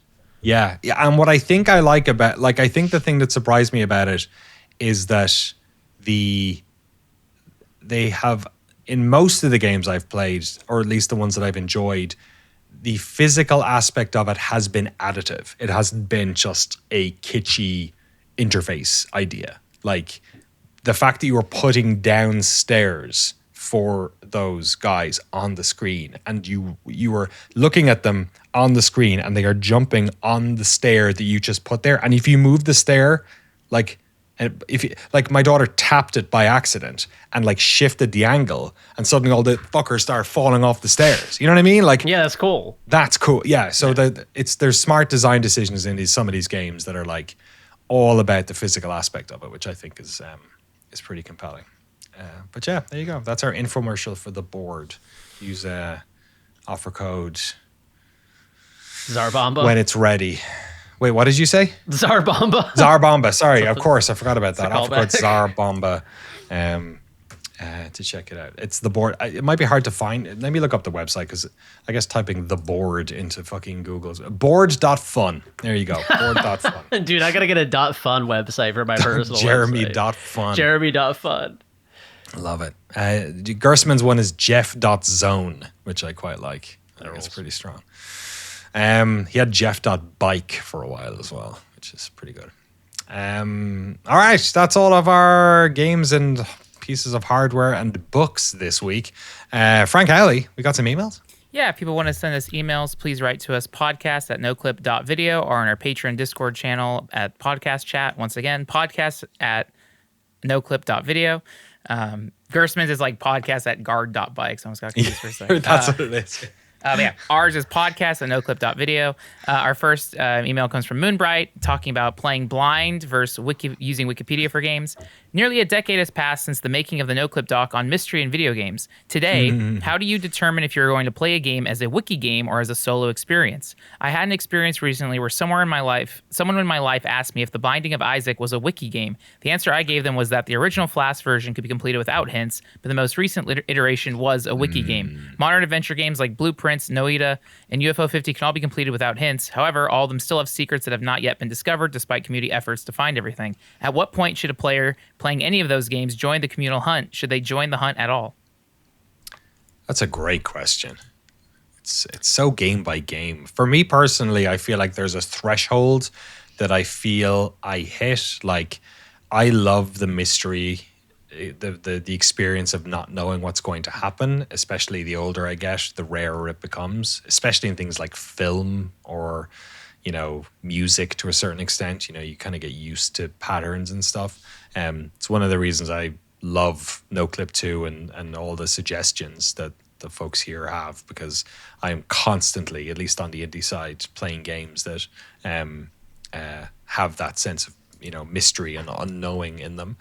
But when it comes to like wiki games, like I hear what you're saying, like game, as an example, like a mainstream example to a certain extent, something like Bloodborne is a, when you play that game, and even if you played a Souls game, which I hadn't up until that point, there's a certain amount of things that you will deduce on your own, and that's half the joy of the game. Like Death Stranding is another one, is like figuring out what the rules are. Like that's same in movies, right? You watch The Matrix for the first time, you watch, whatever. It's like figuring out, what you're allowed to do and what you're supposed to be doing and what you should be utilizing as part of the fun. But I do have a threshold I hit where I'm like, okay, now I need to like know what I should be doing, or like, or I feel like I've like Spelunky. I feel like I've completed the game, but I know I haven't completed the game. Like there's lots of hidden stuff here, and the ending's not really the ending. And then it's peeling back the layers, but that can be tricky. Tunic's another one where it's like a lot of that game is you have to figure it out, but there's a lot you can learn, after the fact when you've gone through a level about what maybe you should have done or could have done. But I don't like spoilers, but I don't mind using a wiki eventually once I've sort of hit diminishing returns on my own ability to unpack what's going on maybe. Yeah, I like, for me, it's similar. It's like an unblocking tool. Like I like to play things completely blind. And then if I hit a point where I'm like, all right, I ideally would love to solve this on my own, but this is going to be the thing where if I spend 10 hours stuck on this level, I'll probably not play this game anymore. It's a good way to sort of like, it's like you have the answer key and you're like, I just want to see the first letter of the answer. Yeah. You know what I mean? Boss strategies, I often end up using it for. Yeah, that's fair. On Dark Souls 2, there's a boss where you have to do something just like maybe people figure it out. I never would have fucking thought to do it. You have to like destroy a thing on the level that like nothing else has been destructible like that in the whole game. And if you don't do it, the boss fight is just you're just covered in poison. The entire that reminds me of like, I think it was Hexen, where they would hide keys behind stained glass mirrors that you could break. But like they never told you to break a stained glass mirror. So like people who played that game for the first time would be like, how the fuck do I get out of this opening level of this video game? And one of the funniest things I saw was you remember last year they released like a new version of Hexen and Heretic, Night Dive did, and they had people make new chapters for both games, and one of the first things that happens in one of them in the level is they teach you to smash a window to get a key. And I thought that was the funniest thing ever. It's like, oh, it's a tutorial 30 years in the making. So like, yeah, that's bullshit. Like telling you to destroy something in Dark Souls 2. Yeah, a one-off mechanic that you can entirely miss because it doesn't it's a soft gate, it's not a hard gate. It's just like this boss would be nigh impossible. Oh, funny. Unless you do it. So you wouldn't even know that you're missing something. Yeah, adventure games are kind of like that a little bit too. What about you, No Caps? I think the older a game is, the more likely I am to just be like, all right, where am I supposed to go? Like I was talking about Twilight Princess, like I just kept getting stuck on the most simple things just because I think playing new games, they make you think in different ways and whatever. But there's just something kind of like magic about not knowing how deep things are going to get and not even knowing what to expect in that way, like with newer games. And then once you kind of hear things like for Noita is something that I really want to play, but since I know how deep it can get and whatever, it's like almost too intimidating at that point. Like it makes me not want to start it, even though I know it's something I'll probably like, just because I know that there's a lot to it. But also I'll definitely like to use them for boss fights. Like if there's a way to cheese a boss, like I will do that. Like I was sucking apart in Silk Song. I don't remember. It was like a worm thing or something. And you can like go up into the little room on the top right. And you can, if you get the long needle, you can like hit it through the wall. And I was like, yes. No way. Yeah. So I love stuff like that. But for puzzle stuff, I like to try my best. Oh man, you just reminded me of, because I was thinking about this with like tip systems, and funnily enough, the incident at Galley House I think is a very good tip system in it that sort of like nudges you. Have you used it at all, Jeremy? I don't. What? How does it work? I don't know if I even pro gamer Jeremy. It's in your notes, your notepad. Yeah. It's in the notepad. There's a tab up in the top left. There's like notes, something else, and then tips. And if you click on that. Shit. Yeah, and it'll do the thing of like you can ask for another tip, and it'll say like, listen to that conversation again. Where were they where did they say they were going to go? And I didn't even know that was in the game. Oh, really? Fair play. Yeah. That's how I completed it in 2 nights. Oh, damn, all right. I didn't use it that much. Fast. Yeah. But when I was stuck, I did. Funny. I did use it. I did see those tabs at the top. I guess I didn't really think about it. I thought they were just different tabs you write in, but that doesn't really make sense. That like you'd be like there are at the bottom. Yourself. That's probably what threw you, because they do have there's like pagination at the bottom or whatever where you can start a fresh one, which I did eventually. I took so many notes in this fucking game. I did too. God. Really great built-in notepad, by the way. I think that was like the best one I've used before. It gave me a lot of ideas. One of the 2 games that I'm working on has a very robust like self-wiki system, like a built-in note-taking system, and this gave me some good ideas for it. Yeah, it's funny to write down things about characters, like such and such, distrustful or blah, blah, blah. But anyway, I was just talking about this sort of discovery curve when No Caps was talking about it there. I remember over the course of I try not to bring up this game every podcast, I swear, but like over the course of the past 9 months playing Arc Raiders, one of my favorite things is I never go to the wiki for that. If I'm wondering about something, I'll just ask somebody in the game. And sometimes it can be somebody completely random or whatever. Like sometimes people offer, like sometimes usually when I've gone in, like, I hadn't played for like 6 weeks at one point, and I came back in, and one of the first people I saw, I was like, so what's going on at the moment? Like what are people doing? Like what's the, and he was like, yeah, well at the moment we've got, this new unlock thing that's going on, but really at the moment people are like pounding the queens a lot, and you know what I mean, like just giving you little tips. But I remember there was one time I was trying to get some bombardier cells in Spaceport, and I was like shooting the bombardier has these little like yellow knee caps basically, and you just kind of boom hit those, grenade them, boom hit those, try and dance around them. They're pretty slow. And this guy saw me do it, and he was like, hey man, what's going on, brother? How you doing? All this sort of stuff. And I was like, I'm just trying to kill these bombardier. And he was like, I've got a deadline if you want to just take it out in one shot. And I was like, I've heard about this, but I've never done this myself. And he was like, okay, I'll show you. And we get up on the roof, and he basically says like, okay, just kite it towards us. And he's like, you're gonna jump on top, and you're gonna put the mine right on top of its head, and you're just gonna jump and run as quick as you can, right? And I'm like, oh, that's crazy. I was like, okay, I'll watch. And he was like, no, brother, you're doing it. And he dropped it. Awesome. And he was like, you got it. Don't worry about it. You got it. You know what I mean? And I was like, he was like, no, wait till it's right on the corner. And so he's like guiding me like my mentor as I'm fucking, he's like, no, wait till it comes around. And he's like, yeah, now do it. And I jump, and I like almost over jump it, and then hit it at the end. And I'm like, fucking put this, like, and now I want to impress this guy, because he's giving me like this expensive piece of equipment. And I put it on, and I'm like, and it goes boom, and it works. And like that's like 10 times better than reading the wiki. You know what I mean? That's great. So like the social interaction and pressure and dynamic and all that sort of stuff. It's like I remember that. I'll remember that for years. It makes me think. I don't know what game would be suitable for this, but there would be. You could have a million if you can figure out the game. This is a million view YouTube video for you, listener. There was 2 YouTubers have done a thing a couple times where they travel across Japan and then China without any GPS, and the constraint is that they're not allowed to use GPS or maps. That's ask people. They have to ask people, and neither of them are fluent in Japanese or Chinese. It's Ludwig and Michael Reeves. The series is called Tip to Tip. It's very, very. I don't watch either of their content, but I've watched the entirety of both of these series.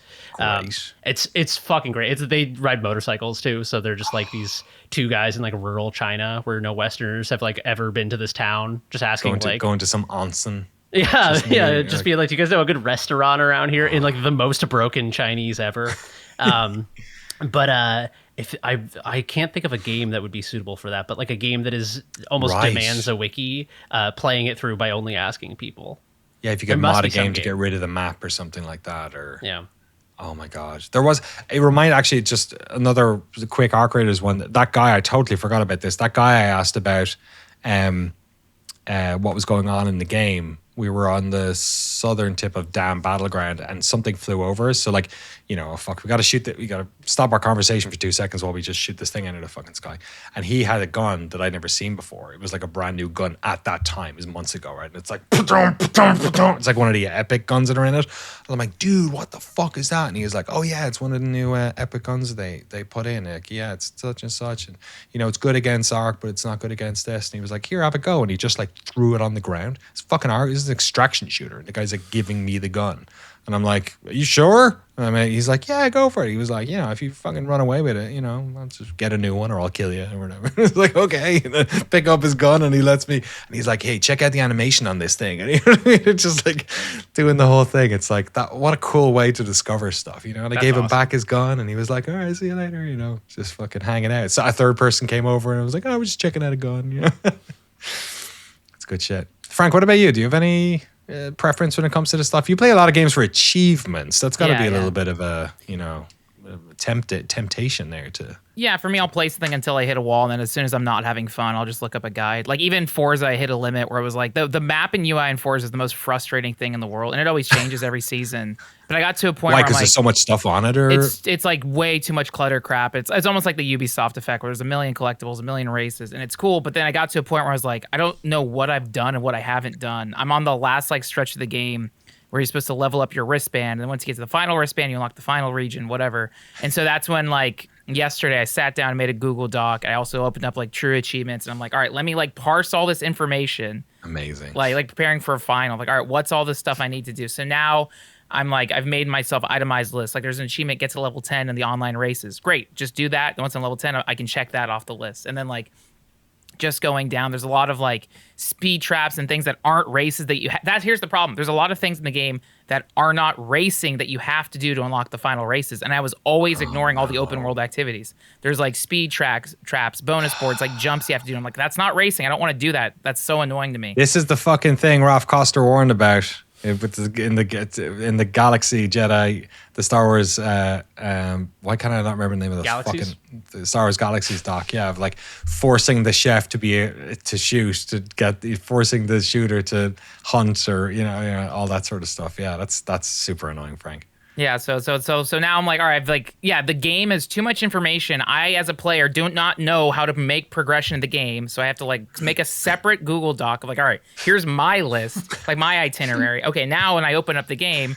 like I literally have the tab open. It's like Chivos to grind, like it's just, I don't know, it's all this silly stuff, but it's like, okay, that's way less overwhelming than when you open up the map, and then every time you boot into the game, it's like, hello, welcome to Japan. We've added 600 new fucking bonus boards for you to smash. It's like, I just wear the fucking races. It's so annoying. But I like the game a lot. But so that's it. So yeah, I'll keep playing, and then once I get overwhelmed, or the like second half of the game is like once like the discovery portion's over, and it's like, all right, what did I miss? Then I'll look up achievement guides and stuff like that and kind of finish it. But yeah, so like I'll every time you start a game, I'll play, and then once I get to a limit of like, oh, what the hell? Or if I get crushed by a boss, like, all right, what are the best strats? Like I'm playing Mother 3 right now, and I was going very easily, and then I got to a part where it's like I couldn't beat it, and then I found out like, oh, this character has items you're supposed to use against the boss, and it's like, oh, okay, great. So like keep going until you can, and then once you can't, Google it. But like I get, yeah, as Danny said, every game is individual. My thought is like, I'm going to die so soon, or not so soon, but I have no idea. I don't want to waste any time. So let me just power through all this stuff as fast as I can. And there's guides, strategies. Most of the games I play, I'm streaming. So I'll just straight up ask, like, tell me what to do. There's like the Twitch etiquette is like no backseat gaming. I'm the inverse. I want people to come in and basically tell me what to do. I love when people do that on Twitch, and because when I played, like, I did a series on Twitch fucking years ago now, Fallout 3 Naked and Gunless, where I played through all of Fallout 3 without using guns and without wearing any clothes, and like to me it was a really fun way of exploring that game and trying to like figure out cheeses and ways to get, because like there are some fucking parts of that game where you really need to kill a lot of people, and if you don't have a gun, you don't. And so there was a lot of like suggestions from people all the time about, like, but what I like about, at least with the community I had, was that they wouldn't just give you the answer. They were like, try this, or like, have you thought about that, or have you, I think if you have a good community of people that are willing to nudge you in the right direction without like just telling you what to do exactly, I think that's the sauce right there. We got one more question? Yeah, Brendan wrote in and asked about Galley House and root trees and the evil trout treatment.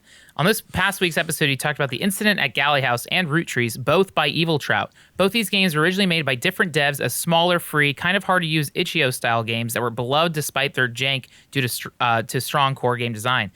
So what he does is take something flawed but beloved, works with the original dev to make it Steam ready, and then releases bangers. Are there any smaller or rough around the edges free games out there you would like to see get the Evil Trout treatment? Fuck, we need to interview this guy. That sounds amazing. I did not know. Did you guys know that? No, I did click on the other developer on Galley House and see that they had one other game that definitely looked a little bit rougher. I think we talked about it last week, did we? We were trying to figure out whether or not it was like a collective of indie devs or something like that. Or that's really cool. I did not know that. What a great. That's such a smart, like, because you're basically you've become the Rick Rubin of fucking like indie dev. You're just like sort of just vibing with what good music is, and then you bring them in, you do some production work, and then it's like the better version of what that band was or whatever. You know what I mean? Although fuck Rick Rubin for his weird AI ads. Did you see that one? Yeah, he has become like a weird like interviewing Peter Thiel guy somehow. Yeah, weirdness. That is so cool. Fair play. Evil Trout. Thank you, Brennan. Yeah. What do you guys think? Any games? I mean, I feel like I'm not as embedded in the itch.io world. I'm wondering about, like, there was, indie games. I'm going to open my Steam and see if there's any that come to mind.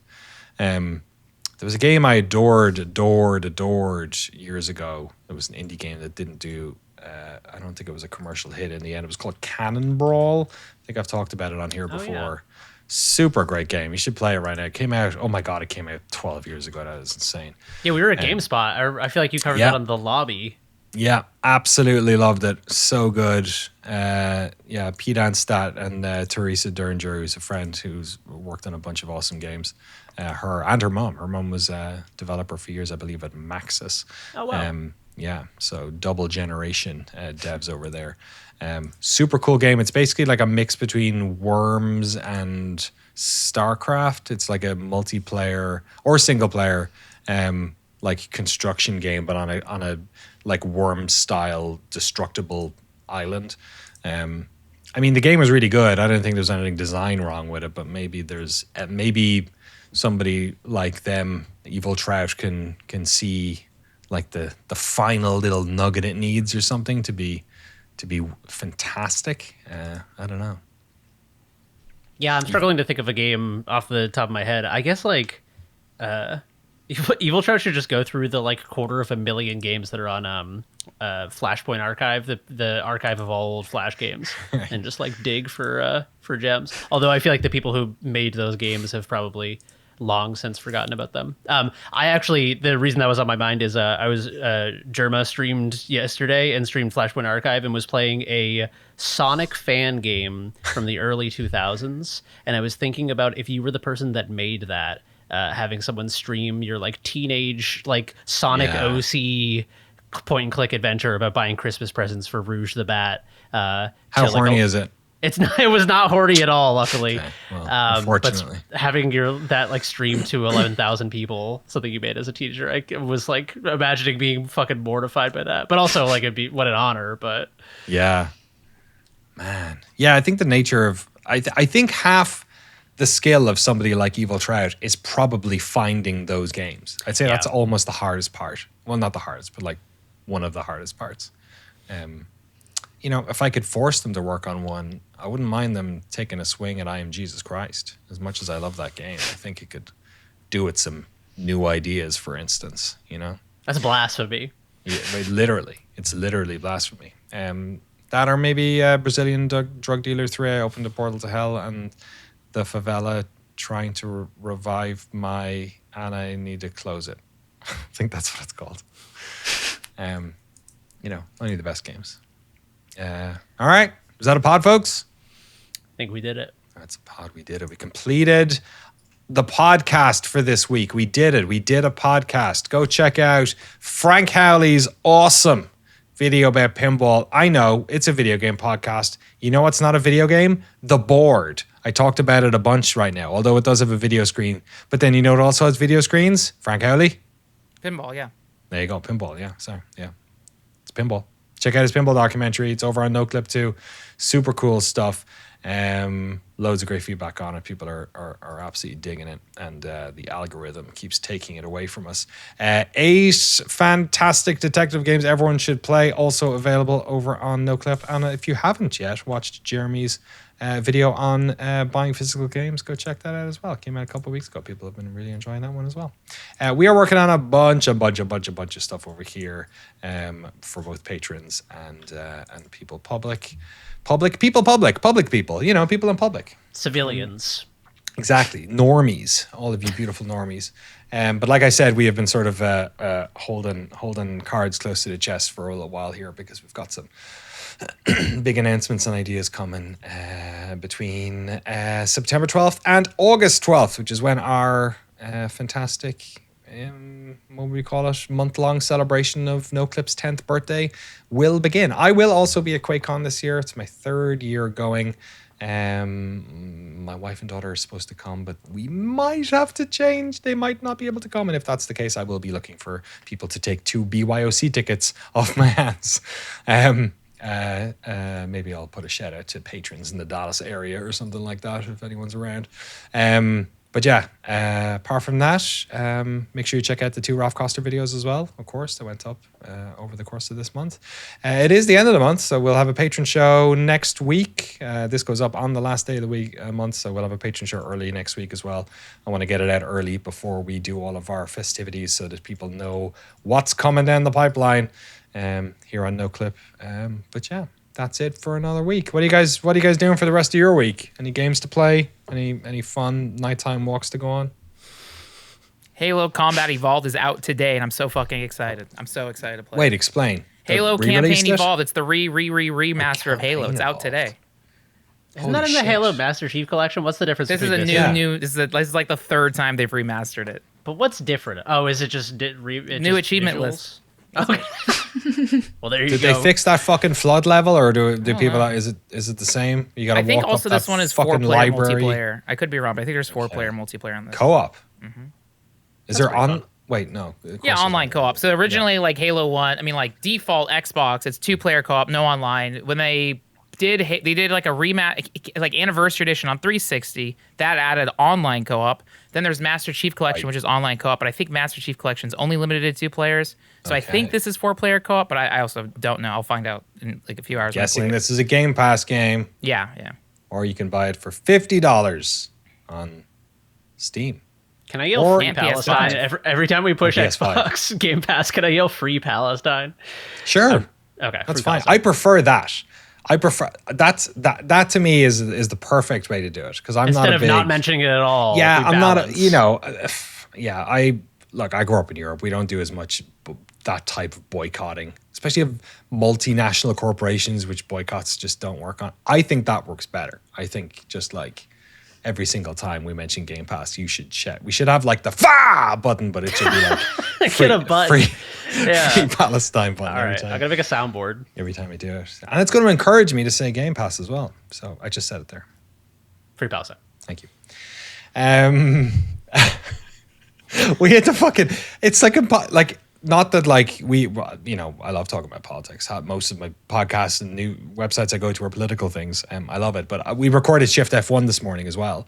And like, it's just impossible to talk about anything at the moment without getting into the fucking various wars of aggression that are happening in the Middle East, because half of the races that happen in F1 at the moment are in the Middle East, obviously because they're all petro states and they want to, show off their, countries and do sports washing and all this sort of stuff.